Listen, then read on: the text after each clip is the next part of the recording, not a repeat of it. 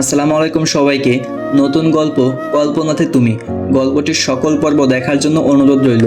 তো চলেন প্রথম পর্ব থেকেই শুরু করা যাক। সকালবেলা কি শান্তিতে ঘুমাচ্ছিলাম, তখনই আব্বুর ফোন। রাফি, একটু আমার অফিসে আয় তো। এরপর আমি বললাম, কেন বাবা? দরকার আছে, একটু আয় তাড়াতাড়ি। ঠিক আছে বলে কল কেটে দিলাম। আমি রাফি, এবার এসএসসি দিছি মাত্র। সারাদিন কোনো কাজ নেই, তাই নাক ডেকে ঘুমাই আর ঘোরাঘুরি করি। আমার একটা বড় বোন আছে, এখনো বিয়ে হয়নি। আপনাদের সাথে কথা বলতে বলতে বাবার অফিসের সামনে চলে এসেছি। কি হয়েছে বাবা, এত জরুরিভাবে ডাকলে কেন? এরপর বাবা বলল, তোকে সব বলবো, আগে তুই আমার সাথে চল। আমি বললাম, কই যাব? বাবা বলল, গেলেই সব দেখতে পাবি। কিছুক্ষণ পর আমরা একটা কাজী অফিসের সামনে এসে দাঁড়ালাম।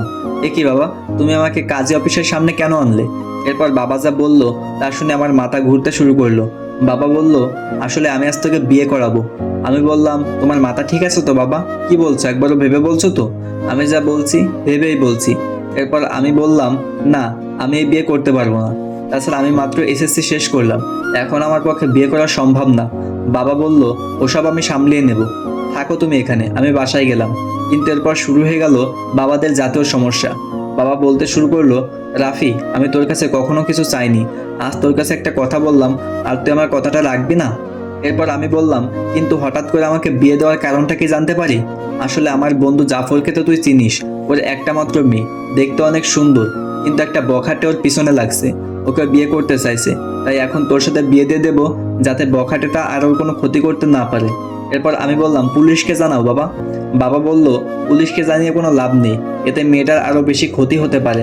আমি বললাম, দুনিয়া থেকে আর কোনো ছেলে নেই? অন্য কারোর সাথে বিয়ে দাও, আমাকেই কেন জোর করছো? বাবা বললেন, তিনি নাকি তার বন্ধুকে কথা দিয়ে রাখছেন। তোমরা এমন কেন বলো তো? বিয়ে করার আগে কথা দিয়ে রাখো কার ছেলের সাথে কার মেয়ের বিয়ে হবে। আমাদের কি কোনো ইচ্ছা নাই নাকি? আমাদেরও তো চয়েস থাকতে পারে, তার কোনো মূল্য নেই? একদিন তো তোকে ওর সাথেই বিয়ে দিতাম, সেটা না হয় এখনই করে নে। এরপর আমি বললাম, আমি বিয়ে করতে পারি, তবে কয়েকটি শর্ত আছে। বাবা বললেন, তোর সব শর্ত মেনে নেব, বল কি শর্ত? আমি বললাম, আমি যে বিয়ে করেছি এই কথা কারো কাছে বলতে পারবা না, আমি আমার মতো চলবো, আগে আপুর বিয়ে হবে, তারপর ওকে বাসায় নিয়ে যাব। এরপর বাবা বলল, তুই সিরিয়াস তো? এরপর কিন্তু কথা ঘোরাতে পারবি না। আমি বললাম, পৃথিবী উল্টে গেলেও আমার কথা ঘুরবে না। বাবা বললেন, রিমিকে দেখে যেন আবার কথা না ঘুরাস। আমি একটু ভাব নিয়ে বললাম, আমি ওর দিকে ভুলেও তাকাবো না। আর কত সময় বসে থাকবো বাবা, তারা কখন আসবে? বাবা বললেন, আর একটু অপেক্ষা কর। আমি তো বসে ভাবছি, বলির পাঠা বানানোর জন্য আমাকেই পাইছে। কত শান্তিতে দিন কাটাচ্ছিলাম। আমি এখনো রাস্তার কোন সাইড দিয়ে হাঁটতে হবে তা জানি না সঠিকভাবে, আমাকে নাকি বিয়ে দিচ্ছে।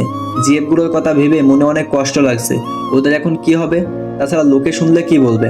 এখনো তো আমার মনে হয় দুধের দাঁত পড়েনি, দেখি পড়ছে কিনা। এরপর বাবা বললেন, এই তো চলে এসেছে ওরা। বাবা তার বন্ধুকে পেয়ে তার দিকে এগিয়ে গিয়ে নাইস টু মিটও করলেন। না জানি কার না কার সাথে আমাকে জোর করে বিয়ে দিয়ে দিচ্ছে। মাথা নিচু করে বসে আছি।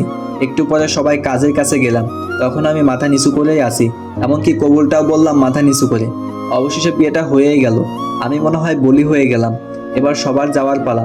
দরজা দিয়ে যাওয়ার সময় তাই মাথাটা এবার তুললাম, কিন্তু মাথা তুলে যা দেখলাম তা দেখে আমি তো আর চোখ সরাতে পারছি না। মনে হচ্ছে আমি স্বপ্ন দেখছি। এটা কি কোনো মেয়ে নাকি কোনো পরী? একটা মানুষ এত সুন্দর কিভাবে হয়? এই কারণে হয়তো বখাটেগুলো ওর পিছনে লেগেছিল। হঠাৎ দরজার সাথে ধাক্কা খেলাম, মেয়েটা আমার দিকে তাকিয়ে আছে। আমার তো আর সহ্য হচ্ছে না, মনে হয় এখনই ওকে বাসায় নিয়ে যাই। কিন্তু একটু আগে বাবাকে বলা কথাগুলো মনে পড়ে গেল। এরপর গাড়িতে উঠে বসলাম। আমি এখন ওর কথা ভাবছি। এরপর বাবাকে বললাম, আচ্ছা বাবা, একটা কথা বলার ছিল। বাবা বললেন, কি কথা বলো? তখন যে কথাগুলো বলেছিলাম তাকে এখন আমি ফিরিয়ে নিতে পারি? তুই তো এক কথার মানুষ, তাহলে এখন কেন কথা ঘুরাবি? আমি বললাম, প্লিজ বাবা। বাবা বললেন, না, তা হবে না। কি আর করব, ধুর, কেন যে ওই কথাগুলো বলতে গেলাম, একবার দেখার পরেই না হয় কথাগুলো বলতাম। এরপর বাবা আমাকে বাসার সামনে নামিয়ে দিয়ে চলে গেলেন।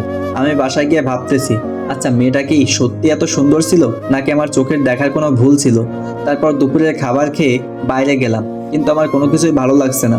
মনের ভিতর কেমন একটা লাগছে। কি কাজটা করলাম আমি? এই বয়সে বিয়ে করলাম, কিছুই ভালো লাগছে না, তাই বাসায় চলে এলাম। রাতে কিছু খেলাম না। একবার ভাবছি মেয়েটার কথা, আর একবার ভাবছি কি কাজটা করলাম। আমার চুপ থাকা দেখে আপু এসে বলল, চুপ থাকার কারণ কি? আমি তাকে কিছু না বলেই দরজা বন্ধ করে দিলাম। রাতে আব্বু আসলো। আম্মু আব্বুকে জিজ্ঞাসা করলো, আমি চুপ কেন? আব্বু বলল, আমার একটা বাইক চাই, তাই মন খারাপ। আমি রাতে না খেয়ে ঘুমিয়ে পড়লাম। সকালে ঘুম ভাঙলো অনেক দেরিতে। বিছানায় শুয়ে আছি। যা হয়েছে তার তো ভালোর জন্যই হয়েছে, এটা নিয়ে আর মন খারাপ করবো না। এখন সবকিছু মেনে নেওয়া ছাড়া আর কোনো উপায়ও নেই। এসব ভাবতে ভাবতে হঠাৎ আপু রুমে আসলো। কিরে, কি হয়েছে রে তোর? আমি বললাম কিছু না। আপু বলল, কিছু না বললেই হলো, কালকে থেকে দেখছি তোর মন খারাপ। এরপর আপুকে বললাম, তুমি যাও তো এখন। আপু সকালে নাস্তা খাওয়ার কথা বলে চলে গেল। তারপর আমি বাইরে চলে এলাম। সকালের নাস্তা বাইরে এসেই করলাম। তারপর বন্ধুদের সাথে আড্ডা দিয়ে দুপুরে বাসায় আসলাম। বাড়িতে আসলে আপু বলল, কিরে তুই এভাবে চলাফেরা করছোস কেন? আগে তো কত চটপট ছিলি, আজব তো। আমি তো আগের মতোই আছি। আপু বলল, না নেই, কি হয়েছে সেটা বল। আমি বললাম, কিছু না। আর তোমরা সবাই কিছুদিন ধরে আমার পিছনে পড়েছো কেন? কথাগুলো বলে রুমে চলে গেলাম। গোসল করে বিছানায় শুয়ে ফেসবুকিং করছি। হঠাৎ আমার ইয়ের মতো একটা মেয়েকে দেখলাম, তাই নেট থেকে বের হয়ে গেলাম। তারপর রিমির কথা ভাবতে লাগলাম, না মেয়েটা তো মন্দ না, একবার তো কথা বলা যেতেই পারে। নাম্বারটা জোগাড় করতে হবে। সন্ধ্যায় আব্বু বাসায় এলো। কি সাথে জাফর আঙ্কুলও আছে দেখি। আমি সোফায় বসে টিভি দেখছি। এরপর আম্মু আব্বুকে বলল, ছেলেটা সারাদিন কিছু খায়নি, যা চাইছে যা দিলেই তো পারো। এরপর বাবা বলল, ওইসব আমি দিতে পারবো না, একটা মাত্র ছেলে, তারপর যদি কোনো অ্যাক্সিডেন্ট হয়। জাফর আঙ্কেল বলল, কি চাচ্ছে ভাবি?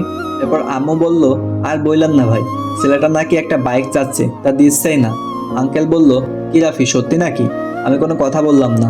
আপু বলল, হ্যাঁ আঙ্কেল, রাফি কাল থেকে কিছুই খায়নি, একটা বাইকের জন্য। এরপর আব্বু আর আঙ্কেল আব্বুর রুমে চলে গেল। শালা আমি বাসি না আমার জেলায়, এরা আছে বাইক নিয়ে। হঠাৎ টেবিলের ওপর চোখ পড়লো, কি আঙ্কেলের মোবাইল এখানে। যাক ভালোই হয়েছে, দেখে রিমির নাম্বারটা পাওয়া যায় কিনা। মোবাইলটা হাতে নিয়েই অনেক ঘাটাঘাটি করলাম, কিন্তু রিমির নাম্বারটা পেলাম না। হঠাৎ প্রিন্সেস নামে একটা নাম্বার চোখে পড়লো। এরপর একটু চিন্তা ভাবনা করে যা বুঝলাম তা হলো এটাই রিমির নাম্বার হবে। নাম্বারটা নিয়ে রুমে চলে এলাম। তো বন্ধুরা, গল্পটি কেমন লাগছে অবশ্যই সবাই কমেন্ট করে জানাবেন। যদি গল্পটি ভালো না লাগে তাহলে আর কন্টিনিউ করব না, আর যদি ভালো লাগে তাহলে অবশ্যই কন্টিনিউ করব। তো কেমন লাগছে অবশ্যই সবাই কমেন্ট করে জানাবেন।